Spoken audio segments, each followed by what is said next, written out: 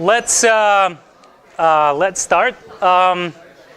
Couple of quick updates. Your assignment, the first assignment is due today. So make sure, I believe it's due tonight, so make sure you submit on time. Don't wait up until the last minute to submit your assignment. Can you guys hear me? Yep. The second assignment is going to be out on Wednesday. And the second assignment is also going to be a pretty big assignment, so I'll talk a little bit about it on Wednesday, and basically you should start as soon as possible. So you have like 2 days of a little bit of a break to start with the second assignment. For those of you who are going to be using your late days, you can use late days, but the second assignment is going to be out on Wednesday. So don't use your late days if you don't have to, okay? All right, so today we're going to sort of go back a little bit into the setting where we're going to look at the learning and planning with tabular methods. So we're going to go back to a model where we're going to be working with discrete states for now, right? And see the connection to the continuous using function approximations. So in a few past classes, right, we've looked at the settings where the agent was learning to estimate a value function or the optimal policies from experience, right? And just remember, again, as a setup, you take an action, the environment gives you back the reward. Typically, it's a very sparse reward, and also gives you the new state, right? And depending on the new state, you take a new action. So far, we've been operating in this setting. Now, when we look at the model-free reinforcement learning, we typically think about the setting where we interact with the environment, we get some experience from the environment, could be a real environment, like a real-world environment, and then we build these direct reinforcement learning methods, right? Q-learning and such. And then we do estimation of the value function or the state action function, like a Q function or Q function of the optimal value function. And then we can do gridification, just basically to get the optimal policy, right? Once we have the optimal value function, we can recover the optimal policy. So far, we sort of made the assumption that we know the true environment, right? So we know the dynamics of the environment, we know the rewards, and we can just use it to plan and estimate value function, right? So for example, we looked at the value iteration in our first few classes, we looked at the policy iteration. That's exactly what your first homework was doing, basically. We can do exhaustive state sweeps of Bellman backup operations. And generally, it's fairly slow when we have many states, right? But the idea is, again, so far we've assumed that we know the true environment. Now, in the planning setting, we can think of the planning as any process, computational process, that uses the model to create or improve a policy, okay? Once we have the model, once we know the dynamic of the environments, we can do planning. Basically, that means that we can unroll into the future, right? And see what the outcome might be, if we know what the model is. So we can plan in it. So in planning, the idea is that if we know what the model of the environment is, we can basically compute its value function by essentially just simulating from the model or planning with the model, right? And then get the policy. Okay? So instead of just learning from experience, if we actually know the true model, we can just learn from the model. So in this lecture, we're going to look at both. We're going to try to look at some algorithms that combine both learning from experience and planning, or getting examples from the actual model. So if the model is unknown, we'll try to learn the model. And this is what most of the model-based reinforcement learning is based on, right? If we don't know what the model of the world is, we try to figure out what the model is, try to learn the model. We're also going to be learning the value function using the real and simulated experiences. This is the other kind of very important area of research. How can we combine both simulated data that's coming from our model, perhaps not perfect model of the world, as well as from the real experiences, right? And if you think about most of the successful applications of reinforcement learning in robotics is sort of using both, right? Imagine the setting where you're trying to fly, it's almost like, when the pilots learn to fly airplanes, they kind of learn to fly in a simulator, so they have some idea of how things should be done, very realistic simulator. And then they also learn from real experiences, right? Actually piloting the planes. And so, again, a lot of work right now is based on just learning from simulated experiences, but we're going to look at some examples, some basic algorithms that combine both, which is still a very important area of research, and it's still in its infancy. So we're going to look at some basic algorithms. We're also going to try learning value function online using model-based look-ahead search. Okay? And this is where things like Monte Carlo tree search come into play, which is sort of, if we know the rules of the game, like playing chess or like playing the game of Go, we can do that. And we're going to look at some examples. Right? So here, instead of having the real world, we're going to try to, combine both the real world data and the simulated data. Okay? So these are the three things we're going to look at.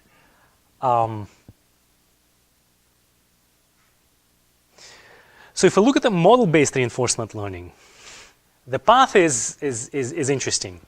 In the model-based reinforcement learning, we interact with the environment. We're going to try to build the model of the environment, right? And we're going to see roughly what that means. But we're going to try to build a model of the environment. Once we have the model of the environment, we're going to simulate from this model our experiences, right? And if we can do that, then we can, again, apply direct reinforcement learning methods like Q-learning and everything that we've covered so far, and then find the optimal policy, right? So the model-based RL is really building the model, and then you can use the model for planning, or you can simulate from the model, particularly if you're working with the large state spaces. So sometimes planning might be difficult to do computationally, so you can simulate from the model and use direct reinforcement learning methods, right? And why this is important? Well, this is important because if you have some prior knowledge about the world, you can incorporate that into your model, right? One good example, as I mentioned before, is, again, let's come to our example of building, let's say you're trying to figure out how to pilot a drone to fly around, right? In the real experiences, you're going to get some data, but you're not going to get a lot of data where the drone is crashing in the trees, right? That's very expensive to do. You can't do real simulated environments where you crush the drone into trees 1,000 times and then figuring out what you need to do, right? Or if you're flying around the people, you can't use interaction with environment. Say, okay, let's see what happens if I hit this person, right? How do I avoid? And then let's do it 1,000 times, right? That doesn't work. So this is the settings where you try to get some data from the real environment. You incorporate your prior knowledge to build the simulation or to build the simulator or try to come up with a model of the environment. And you can augment your data, your real data, with lots of simulated data, right? That's effectively how things are done. If you look at, for example, a lot of IT companies, when they built, for example, in the case, I remember there was an article from Google or from Uber where they kind of were near the collision and the driver takes control so you don't hit. But then you take this data and you run it through the simulated environment to simulate 1,000 possible outcomes, right? And study the effect of your algorithms. So this is an example where you are interacting with a real environment, you're building the model of the world, and then you're combining both of them. So the advantages of the model-based reinforcement learning is that you can transfer across the tasks and environments. For example, think about learning the physics. If you know the physics of the environment, you go to a new environment, the physics will remain the same, right? Generally. So if you learn something about one environment, you can transfer it to another environment. It better exploit experience in the case of sparse rewards, right? Because if your rewards are sparse and you actually have the model of the environment, you can sample from the model and sort of guide your model so that you are in the situations where you get more rewards, right? Or at least you can try to do planning in the right way. as opposed to just simulating from, in the real world and never sort of hitting the corner cases. It's probably what the brain does, and we'll look at it a little bit later, perhaps, right? Because we as people, we have a pretty good understanding of how the world functions, right? And we're pretty good at predicting if I take an action, what the world might look like if I take a particular action, right? It also helps exploration. We can also reason about model uncertainty, right? So we can say, well, if I take a particular action, what would the next state look like? And there, you can have an uncertainty about the next state. The disadvantages is that you typically first learn the model of the world or the environment you're operating, and then you construct a value function, right? You're trying to figure out what's the optimal policy within this environment. And so you're basically having two sources of approximation error, right? First one is you're always going to have an error when you're building your model because your model is never going to be perfect. And the second one, you're trying to figure out what's the optimal policy under your model, and obviously that adds another approximation error, right? So again, as I mentioned before, there are these model-based approaches. Is if you have some prior knowledge about the environment, that's the way to go. In some other cases, the model-free reinforcement learning that basically just looks at the experiences or interaction with the environment without actually building the model of the environment. Sometimes these methods are successful as well. Okay, so what's the model? What we're trying to do? So the model, you can think of it as anything that the agent can use to predict how environment will respond to its actions, right? So for example, we need to model transition dynamics. So in your particular state, you take an action, you want to be able to predict what the next state would look like. You want to be able to also predict what the reward function would look like, right? Particularly in the stochastic settings. So this also includes the transitions of the state of the environment and the state of the agent, right? So you kind of like need to model what the state of the environment would look like at the next time step. So a couple of things to keep in mind. So we think about when we're building the model, we're thinking about building the transition function, the dynamics of the environment, which is extremely difficult to do in the real world, right? Now, a couple of things we can think about what kind of models we want to build. There's something called distribution model, which is description of all possibilities and the probabilities. So we're building this transition operator. We're basically building the probability distribution of the next state given the current state and the action for all SA in the next state, right? And this in general might be a very difficult task to do. That comes back to the problem of building generative models, right? Imagine that the input to your model is an image, right? So the robot sees a particular image. You say, well, if I turn left, what would this image look like? And that's generally a very hard thing to do because your state space is typically high dimensional. And again, that comes back to a very classical problem in machine learning called generative models, right? Trying to generate the next state given the previous state and the action.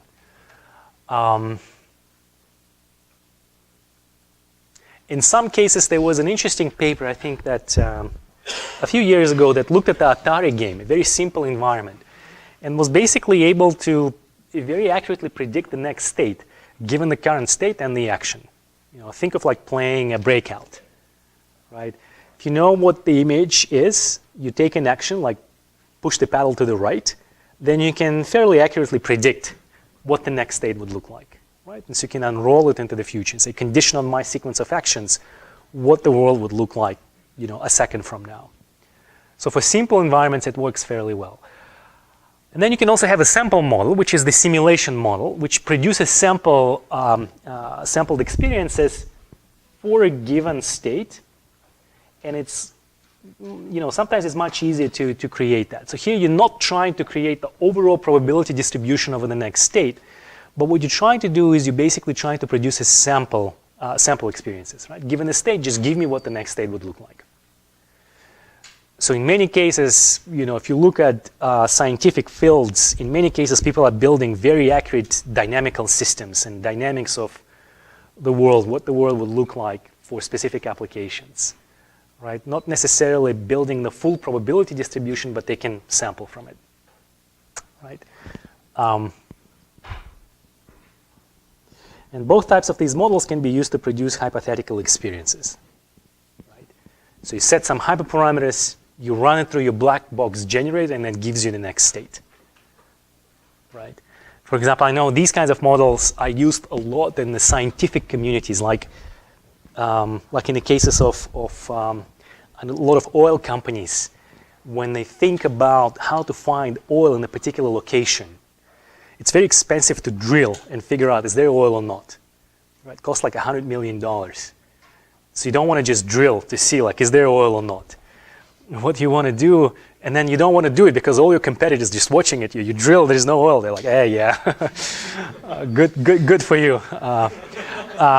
Because then you have some information. So there's a game theoretic aspect to it. But the thing is, what they do is that they built these complex systems that basically say, if these are the parameters of the system, how would the world evolve over the next millions of years? Like they model the banks of the rivers, they're modeling the flow, and they kind of like go through millions of years of the erosion and then basically spit out some state of what the current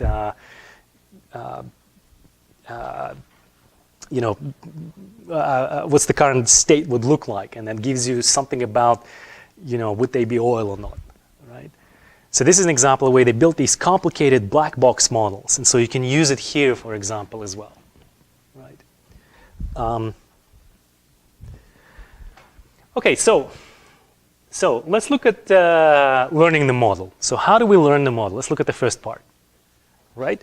So the goal is to estimate some model from experiences, right? And these could be experiences coming from the real world. And this can be thought as a supervised learning problem, right? You can think of it as basically saying, given the state of the action, predict the reward and predict the next state. Okay?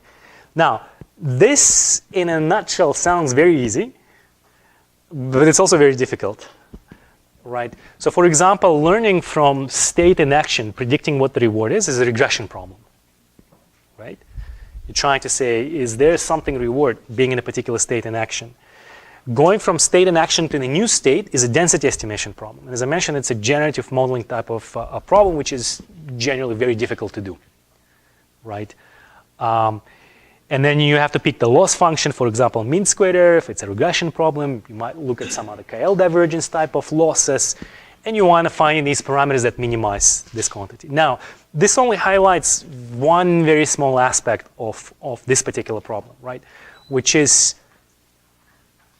if you're just getting the data from the experiences in the real world, you will never cover corner cases, right? You will never cover examples where your drone is hitting trees, for example, right? Because that doesn't happen frequently in the real world. So obviously, this is just, touches a little, part of the problem. This is where a lot of your prior knowledge would come in, right? How the world is functioning, anything you know about the environment, you want to incorporate in your model. And that's generally a very difficult task to do, right? Because for many realistic scenarios, it's very difficult to, collect all possible examples of all possible corner cases. But nonetheless, there are a few papers that are trying to do that, trying to either estimate the reward or trying to estimate the next state.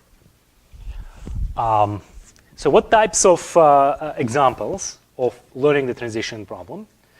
So one of them is very simple. It's a table lookup model, which is a tabular approach, basically bookkeeping of probability of occurrences for each transition. So here is the game of Go, or in the chess, you're basically just simulating it, the model, and just basically counting how many times you've seen state action the next state. Right? And then from that, you can just basically come up with the probabilities, because this is tabular. This is discrete case. You're just having a big lookup table, right? It's like almost like estimating trigrams in a language model. You have a state, take an action, you get the new state. Anytime you're in the same state, you take the same action. If it's a different state, you're just counting how many times you're transitioning to one state versus another state. Okay? Obviously, this is extremely naive, right? It's just counting. But in some cases, it works reasonably well. Or we can approximate the transition function through some function approximator, right? And this is where we've talked a little bit about, this is where deep learning approaches come into place, which is you have some state, which is the state of the board, for example. You have the state, you take an action, you both take a state and the action, you pass it through some nonlinearity and you get the next state. Right? So then you can, model it that way. So this is where all your favorite algorithms like generative adversarial networks, variational autoencoders, there is a work on Boltzmann machines, convolutional networks, convolutional encoder-decoder, like everything comes to here. So if you look at the computer vision literature, they're kind of solving things like that all the time. Given an image, you want to predict some other image, right? Given an image, predict the depth, or given the image, predict like the next frame. So everything basically comes down to being very similar in this setting as well.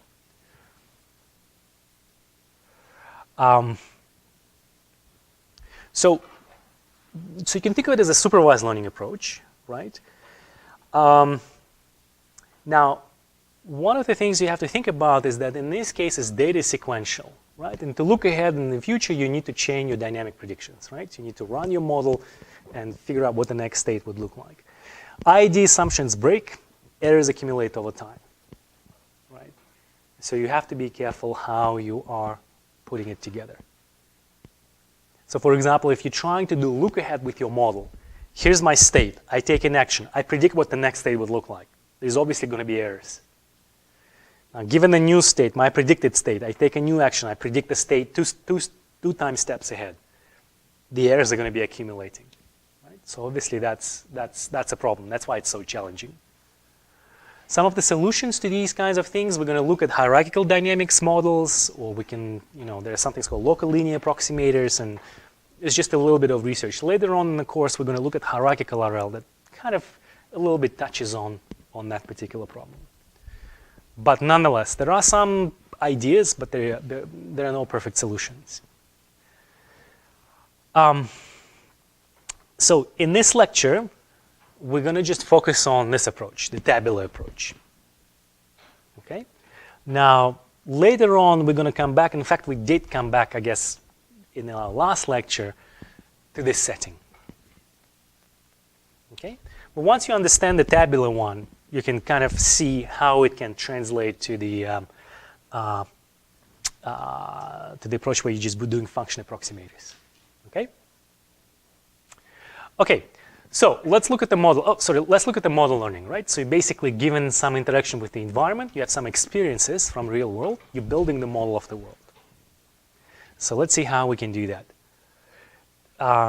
This is almost a naive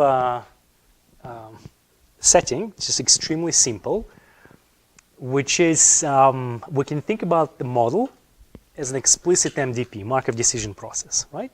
So we're going to be estimating our transition function t hat and the reward function r hat. Okay? When we're in the tabular setting, which is the simple one, then we're just going to be counting the visits, number of times we're in state, particular state, and taking action A. So in this case, it's almost like just basically looking at the ratios, right? If you, at a particular state, you take an action, this equation here is just basically counting how many times you hit a new state, st plus 1, divided by the total number of times you are in a particular state and take an action, right? So if I'm in a state and I take an action, I'm going to end up in a new state, st plus 1. And in stochastic environments, if I'm in state and I take an action, maybe my new state sometimes changes.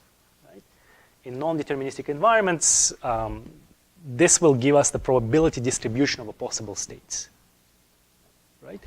In deterministic environments, obviously, the transition function is not very interesting, right? It's always one state. Think of like playing Atari games. In Atari games, in these deterministic simulated environments, the transition function is always deterministic. If I'm in state, I take an action, there is only one other state. There is no distribution of possible states. But in realistic environments, that might not be the case. And then for the reward function, it's the same thing. You're just counting. If you're in a particular state, you take an action. What's the fraction of the states you end up in having a reward function or having a reward? Okay.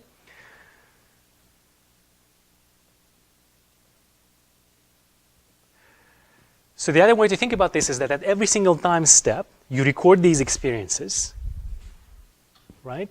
And if you actually don't want to build the model, you don't want to estimate the probabilities, if somebody asks you to sample from the model, you just basically pick a tuple matching state in action, right? At random from these guys, right? That's the same way as estimating the actual model and sampling from the model, which is more efficient. Or in some cases where, if you're working with a very large state spaces, you're just recording these things. And then if you sample from the model, you're just, finding the matches in your experience, and then you just sample from those. Very simple. Okay? So here's an example, a very simple example. I think we've seen this. You have two states, A and B. There is no discounting. You have 8 episodes. And then you basically construct a table lookup from the experience. Okay? So based on this experience, you can just basically construct this model.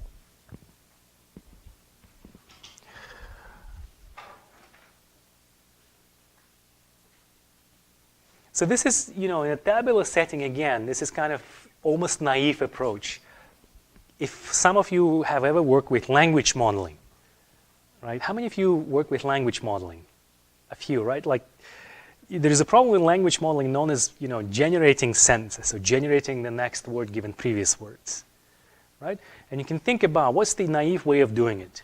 The naive way of doing it is to use bigrams or trigrams, right? The bigrams is, I see these two words and I count the number of times I'm seeing the other word, right?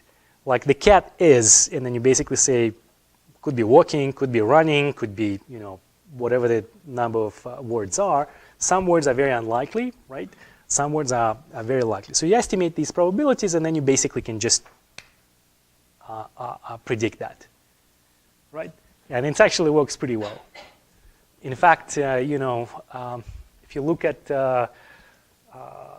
if you actually have a lot of data, you can build a 5-gram model, right? Just counting, like you see 4 words, what's the 5th word could occur?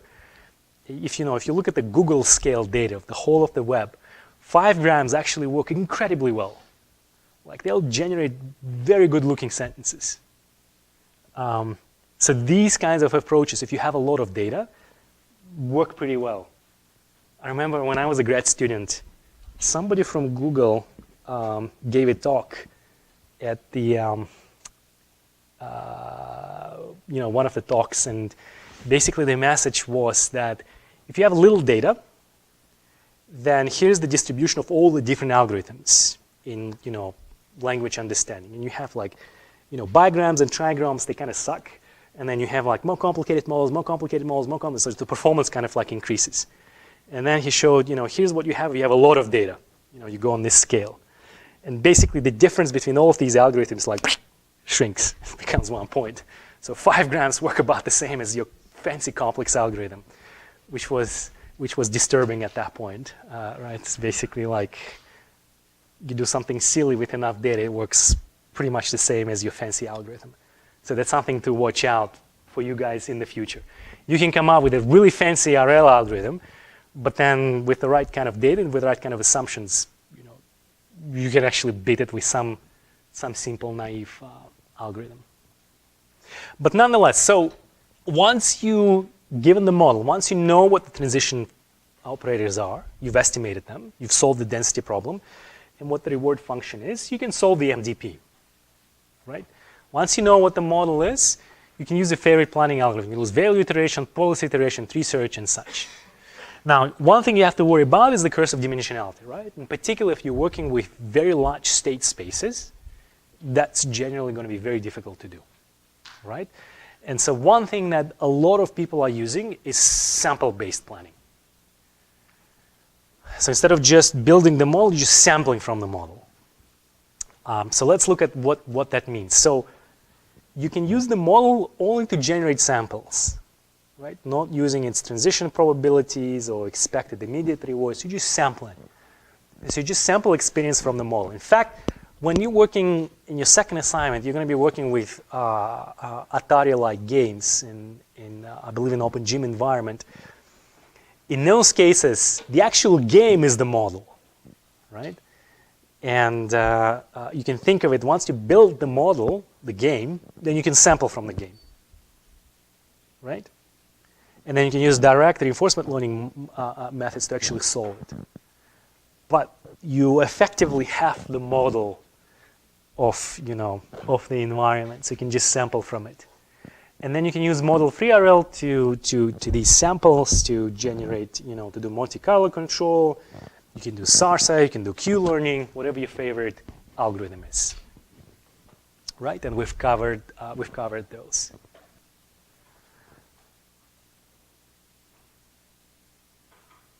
And sampling-based planning methods, sometimes they are more efficient as opposed to doing exhaustive state sweeps. Right? Randomly choosing a state in action and then learning. Randomly choosing a state in action. Generally because they focus on what's likely to happen. Right?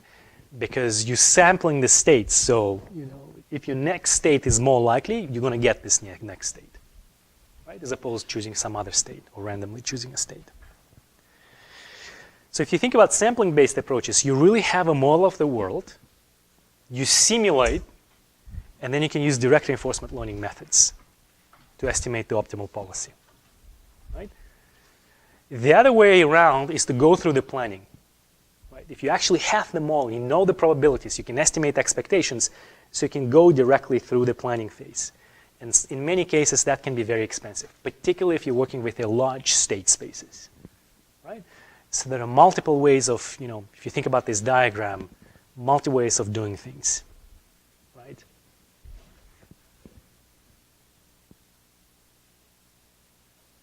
And in most of the realistic applications, what ends up happening, as we've talked before, is that you're going to get samples from the environment. You're going to try to use these samples to build the model. You're also going to incorporate your prior knowledge about the model, about the world. And then you can use both the real samples as well as samples from the simulated world, combining both of them in order to learn a better value function. That's what effectively ends up happening in the real world. Right? If you're actually building like a robot that actually moves around in the real world. If you're only interested in simulated worlds, then you can just forget about interacting with the environment part. You just simulate it from your virtual world, and then you go that route. So for example, here's another example of just basically, you can construct a table lookup from the real experience, and then you can apply model free RL to sample experience. So you can just basically construct this environment from your experiences in the real world, and then just simulate from this environment to estimate the value function. Okay? Now, given an imperfect model, if you think about performance of model-based reinforcement learning, it's only limited to the optimal policy for this approximate Markov decision process. Right? So what this is essentially saying is that the model-based RL is only as good as the estimated model. Right? If your model of the world sucks, you can't expect to build a really optimal policy, right? So that's one thing to worry about, right? Because if your model of the world, what you're building there, doesn't match the reality, then there is nothing you can do about it, right?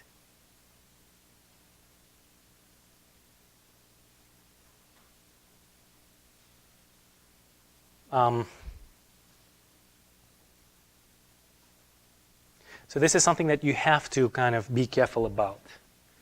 And this is also one thing that sometimes you have researchers who are skeptical of model-based RL because they think that, well, your model will never be right. Right? So maybe we should just use model-free RL. But then again, there is a counter-argument is that in the model-based RL, you can actually put your prior knowledge about the world, like the physics of the world. You don't really have to learn it from scratch. And obviously, when the model is inaccurate, you basically, if you do planning in this environment, you basically get the suboptimal policy. So when the model is wrong, you can use model-free reinforcement learning. Just try to learn from experiences that you get from the real environment. Or you can reason explicitly about the model uncertainty. That's another thing that you can do, right? If you have some uncertainty associated with the next state, you can try to incorporate that. And we're not going to cover how to do that. If you're interested, there's a bunch of papers on basically characterizing the uncertainty in your model. Yes? Is there a good way to estimate how accurate your model is? Not really. Yeah. I think that's, obviously if you are in some kind of constrained environment, maybe you can. But if you go into kind of like a realistic environment, like a real world environment, it's very difficult to do. It's like basically saying how good is your generative model of the world? It's very difficult to properly characterize the mismatch.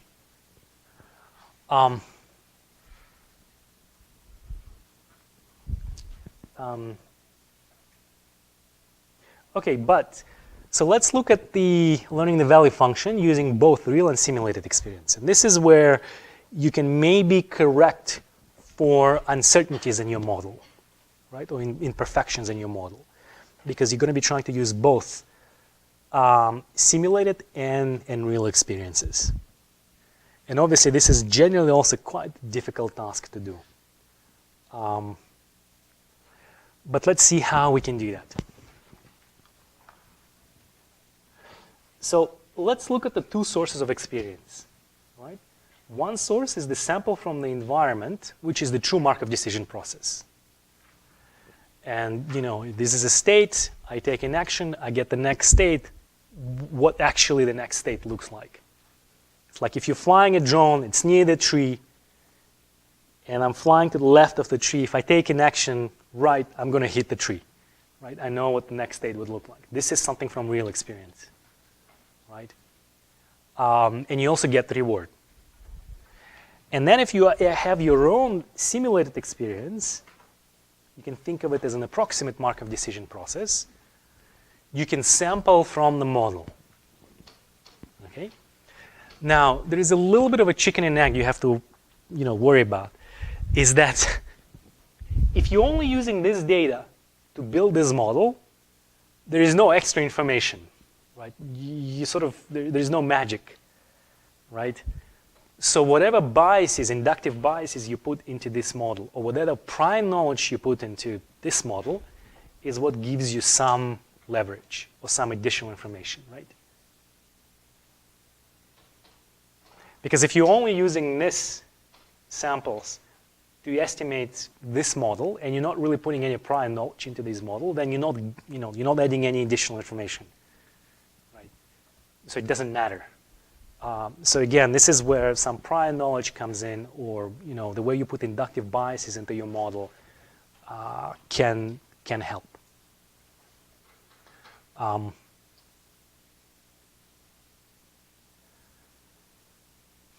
So model-free reinforcement learning. The model-free reinforcement learning is that there is no model. You're basically learning value function and/or policy from real experiences. Okay. The model-based RL, if you're using sample-based planning, you basically learn the model from the real experience, and then you plan the value function from simulated experience. Okay? Right? That's one very important distinction between the two settings. And then there's an algorithm called DINA. It's a wonderful algorithm where you're basically saying, well, you can learn a model from the real experience, but then you can learn and plan the value function from real and simulated experiences.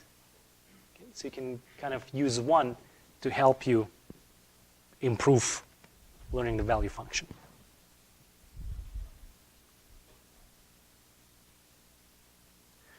Right? So the idea is that you're kind of combining both of these things. You're learning from experience, So you have using direct reinforcement learning methods, but at the same time, whatever interaction with the environment you get, you're also trying to build the model of the environment. And then instead of just simulating from your model and learning on that, you're combining both, right? And so hopefully the more experience you get with the environment, the better model is. And because you have a model of the environment, you can do planning, you can roll things out and really augment your... So this is what the Diner Q algorithm looks like. So let's look at it carefully. It's actually pretty simple. Let's say we have some Q function and we have some model. Right? Obviously, our model has to be reasonable. We kind of like, it's, we have to have some starting point so we can learn the model. S is the current state. A is some epsilon greedy action that we're taking. Then you execute the action, you observe the reward and the next state.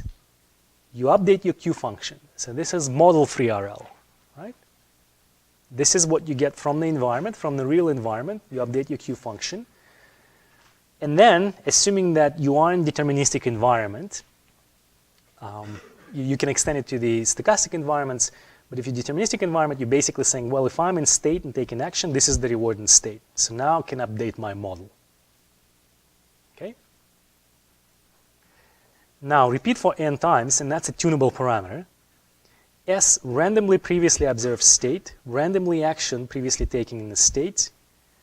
You get the next reward and the next state from the model, and then you update your Q function. Okay?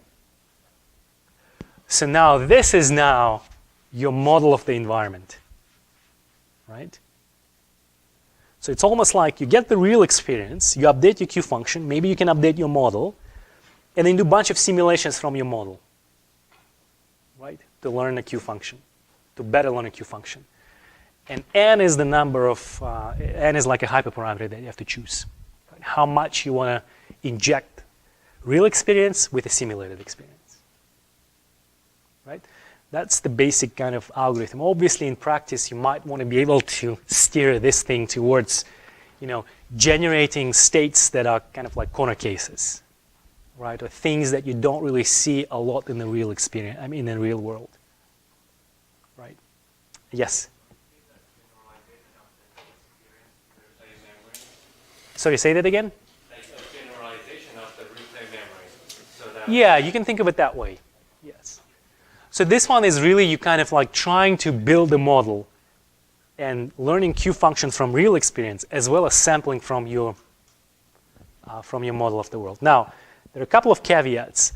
If your model is really bad, then it will hurt your Q function, right? Because you're going to be confusing your Q function is like, you're giving it the wrong states. If I'm in state and take an action, your model gives you like completely arbitrary next state and completely wrong reward, then you're obviously going to be not learning a good Q function. So there is an interplay how good the model of your environment is, right? And this is sort of, an example of, a very simple example. You have a state, you're trying to go to the goal state, you have some actions and you have certain blocks. And this is a setting where you can actually, if you have a model, you can do planning. So what does that mean? Planning basically means that you can unroll things forward, right? So if I'm in a particular state and I have a good model of the environment, then I can just basically say, sample the next action, observe the next state, sample the next action, observe the next state, and just basically sample the whole thing out, right? Imagine the setting where you're playing chess and you're in a particular state. If you're in a particular state and you say, do I take this action?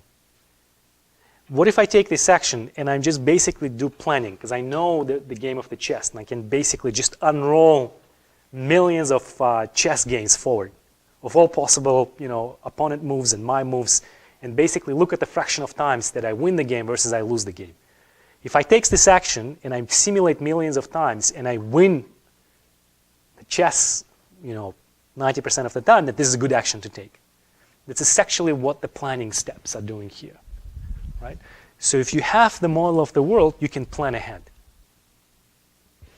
right? So here is with planning, without planning. Without planning, you basically kind of like, just randomly choose state, action, nothing happens, state, action, nothing happens. So you kind of like randomly move around in this thing up until you hit a point next to the goal state, right? Because if you hit the point next to the goal state, you take an action, you get to the goal, you get big reward, now you can learn.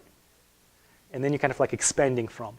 But if you have some model of the world, you can plan ahead. You can just basically say, well, what if I kind of like do that? Would I hit the reward, right? So this is sort of an environment where the change is harder. There are different kinds of Dyna algorithms. There's something that's called Q, Dyna Q+. You can look at the book. There are a few, subtle differences. But the important thing is that there are some environments, when you change the environment, it's harder. So it's interesting here, you're training on this environment, you're testing on this environment. So you can see that your world is changing, right? So most of the time, your algorithm will just try to go through this block. And it's kind of, it will take some time to adapt to the new environment, right? To go out from here. In some cases, it's easier, obviously, right? Because if you're learning in this environment and this is the test environment, then it's just easier. Because you can just basically go through here or figure out that you can go through here, right? So there's some environments that are easy, some environments that are harder, but at the same time, again, this is just showing that the planning, can help you. Because if you have the model, you can unroll it forward, right? So now let's look at the learning of the value function online using model-based look-ahead search. And this is really coming from once you have the model, right, you can go directly to learning the value function and then getting the action given the state, right? Basically getting the optimal policy. So let's look at what this does. So let's look at the forward search. We can use a model of the Markov decision process if we have the model to do look ahead, and we can do it exhaustively, right? Or we can build a search tree with the current state at the root. So whatever state I'm in, I can just basically build a search tree, right? In particular, if there are discrete actions that I can take, if I take this action, I go to the next state. If the distribution of a state could be state like this, a state like that, and then so forth, right? So I can build, in particular state, I can build all the way down the tree of all possible futures. If I know what the model is, obviously, right? And we can basically focus on sub-MDPs starting from a particular state right now. And this is dramatically easier than solving the whole MDP, right? Solving the whole MDP, think about playing the game of chess. If I'm in a particular state, right, I can unroll it forward from that state. It's a much easier task than trying to basically solve the chess altogether. Right? So it's kind of like decomposing it into a sequence of states. Like once I'm on state, I can plan ahead. And this forms the basis of Monte Carlo tree search for chess, for the game of Go, for pretty much every other algorithm where you can do planning. So the question is, why don't we just learn the value function directly for every state offline? Right? Because if we go here, if I know the value of the state, that's it, I know everything. Right? Because the value of the state is telling me how good the state is. If this is a bad state, I'm not going to take any actions. Or I'm going to, if I'm trying to choose between these two actions, if I know the optimal value of the state, I'll choose the I'll choose the optimal action, right? So the question is, why can't we just construct the value of the state for every single offline? Well, we can't really do it because there are many states. So for example, in the game of Go, there are 10 to the 170 possible states. You can't just even enumerate those states, right? In the chess, there are 10 to the 48. And so in the real world, there's no way you can just basically have an optimal value for every single state. So it makes sense to condition on the current state you're in, and then try to estimate the value function of the relevant subpart, or relevant part of the state space online. Okay? And this is what happens if you're using sort of the online forward search to pick the best action, right? So this is exactly what's happening if you're playing games like game of Go or chess. In many cases, if you again think about flying a drone, you're trying to control the flight of the drone, then if you're in a particular state, if you have a model of the world, you can simulate forward a few things, right? And then choose a better action, right, to take. And this is generally could be expensive and such. So how fast you can do it. I think that in the case of game of Go, I remember that Google had a whole bunch of TPUs running in parallel across like multiple GPUs and TPUs and CPUs. So every time you're in a particular state, you unroll things forward, millions of games forward, to see which action would give you a better position, right? Which is something very difficult for humans to do. I mean, we do it, but very difficult for us to do. The disadvantages is that there's nothing you learn from episode to episode, which is bad, right? It's like you just, playing the chess, you're in the state, you just simulate millions of forward steps, you figure out which action is better, and you take this action, right? But there's nothing learned from episode to episode. So forward search paradigm uses a sample-based approach, right? You're basically simulating episode of experiences starting from now. And then, but what you can do is you can apply model-free RL to these simulated episodes. So the model-free RL will try to estimate the value of this state, right? And combining with the function approximators, like with the deep learning, you can then try to approximate the value of the state of any possible state. For example, in game of chess and in game of Go, if you're using this approach, then given a new state, you have a network that basically predicts the value of the state, right? And obviously, during learning, you go all the way down to the terminal state, like did you win the game or not, right? But in online setting, when you're actually playing the game, you don't need to unroll all the way to the terminal state, obviously, right? If you take a sequence of actions and at some point your value function, even though it's approximately, is telling you that this is a really bad state, you're going to lose, you don't need to unroll it all the way forward, right? You can stop.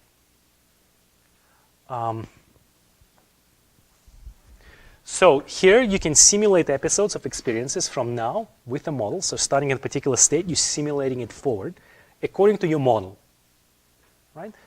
And how good the model is in a game of Go or anytime you're playing a particular game, you have perfect model because you know the rules of the game. You don't actually need to estimate the model. You know the model. In the real world, if you're flying a drone through trees and such, it's far more difficult. But then you can apply model-free RL to the simulated episodes. You get like Monte Carlo control is essentially Monte Carlo tree search. So here's a simple Monte Carlo search. Given a model and some simulation policy pi, for a given action, simulate k episodes from the current real state. So you take a particular state, you take an action, you simulate it forward up until some terminal state. And then you can evaluate the value function of the root of these guys by just basically looking at the mean return. So this is nothing more than a Monte Carlo simulation, right? This is what we've covered before.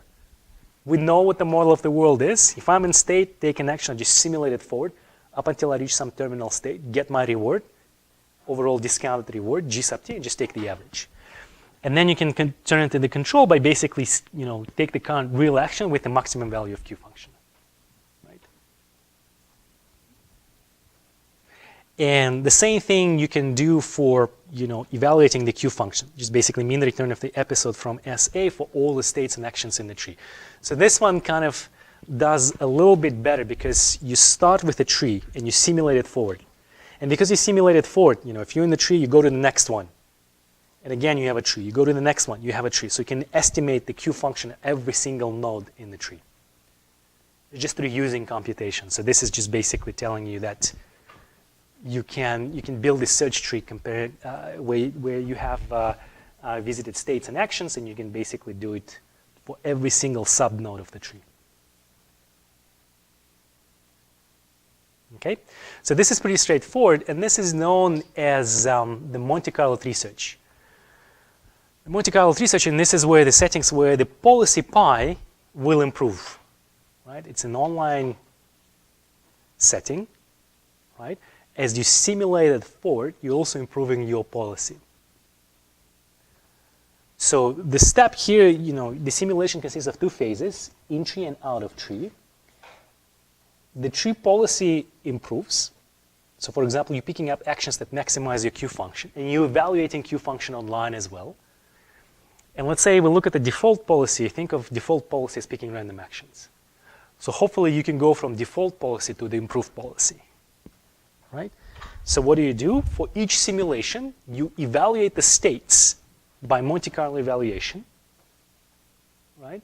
Think like in the game of Go, you're in state, you put the stone, you take a particular action, and you just simulate it all the way down to the end and see who's winning the game. You can do a whole bunch of simulations for it. And then you can improve the policy by just doing epsilon greedy. Right? Choose the action with the maximum value, and with some probability epsilon, choose some other random action. And then you can apply the Monte Carlo control to the simulated experiences, and then you can show that it will converge to the optimal search tree. So it will converge to the optimal policy queue, right, in expectation. So there are no surprises here because it's a very simple. So let's look at how it actually works. So here's an example of a game of Go. It's considered to be hardest classic board game, right? It's generally fairly hard.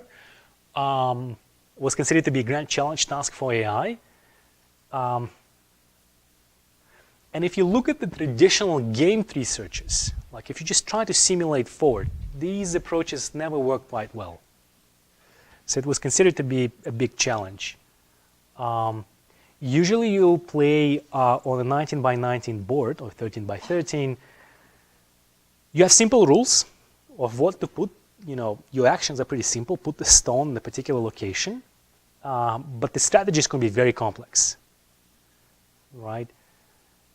You basically want to be surrounded stones are captured and removed. So for example, you want to surround your opponents so that you can take control of the territory. And the player with more territory wins the game. Okay?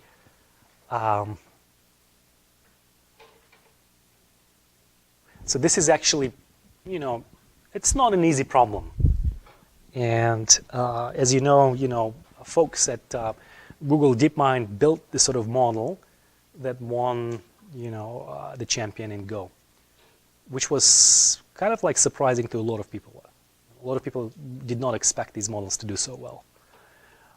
So let's look at the idea.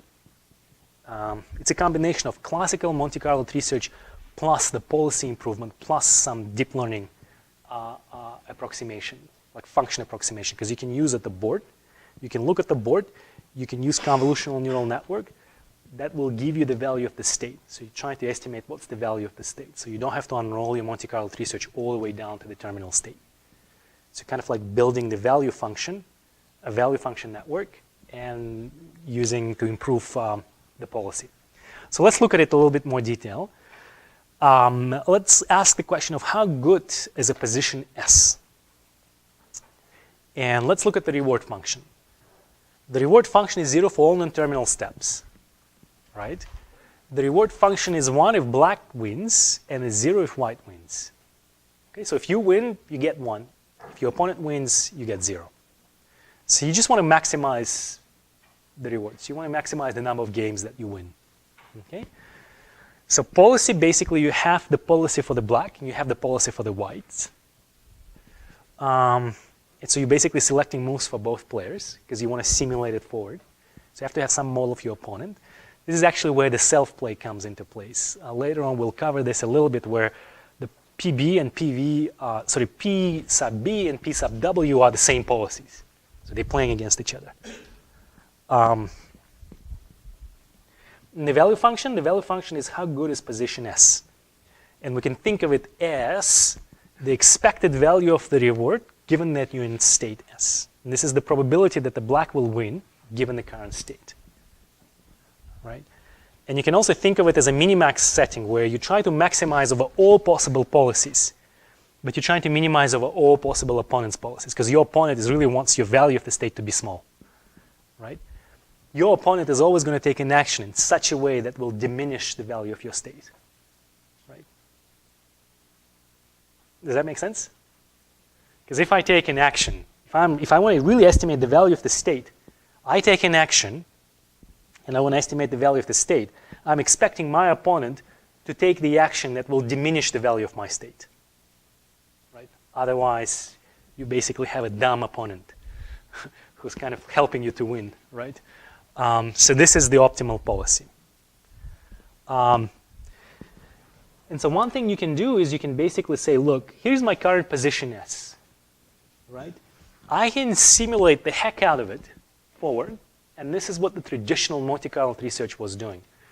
You simulate these things forward, and you basically say, oh, half of the time I win, half of the time I lose.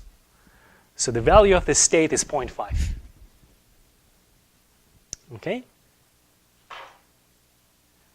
And then you can also apply Monte Carlo research. You can say, well, the top is the tree policy, and then you have some default policy. Default policy would be just randomly pick actions, right? So current state, you estimate with this action, 0, 1. This is another action, 1, 1. Maybe, you lost, you win one game and such. So you can try to evaluate the value of the state, and you try to evaluate the value of each action, right? So here you kind of, I think you've lost 2 times, but you won 3 times or something like that, right?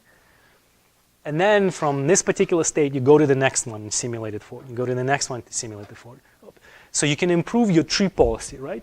Because your tree policy will now adjust your Q function, right? But it's also important for the default policy here initially to be random because you want to explore as much as possible, right? So this is the kind of the idea of Monte Carlo research. And then you can combine it with a deep learning idea where you can look at the game, at the board itself. You can use deep learning like a convolutional network to go back and approximate what is the value of this state. And the configuration of the board basically is bad, then there is no reason for you to go all the way down to figure out that you're going to lose the game, right? So you can combine both of these approaches. It's a combination of deep learning and the Monte Carlo research. So advantages of Monte Carlo research is that it's highly selective, best first search. You're evaluating states dynamically, right? You're using sampling to break curse of dimensionality. You don't need to explore all possible states. You're just sampling forward. And computationally efficient, anytime parallelizable. The key point here is that computationally efficient is like, maybe not. But parallelizable, that's true, right? Because you can parallelize across multiple GPUs and say, what if you take this action, or this action, or this action? So you're evaluating different subtrees of your model. You can also use policy networks that have certain types of priors, right? So you can guide your Monte Carlo research in a specific way. So for example, you can use fast and light policy networks for rollouts instead of random policies. So for example, here you can say, well, my action that I'm taking is going to be according to Q function plus some other function, U, right? And this other function might be according to my probability what the right action to take instead of taking a random policy, right? In fact, if I have a really good, and this is where self-play comes in, if I have a really good policy already, right? Or maybe someone else gives me a good policy, I can use that. That's my P of SA, right? And I can kind of incorporate that as a prior into my model. So these are kind of different settings that you can use, but the key idea here is that instead of just taking the value of estimated Q function of your own Q function, you can add some prior knowledge of what you think the right action should be. Sometimes that can help as well.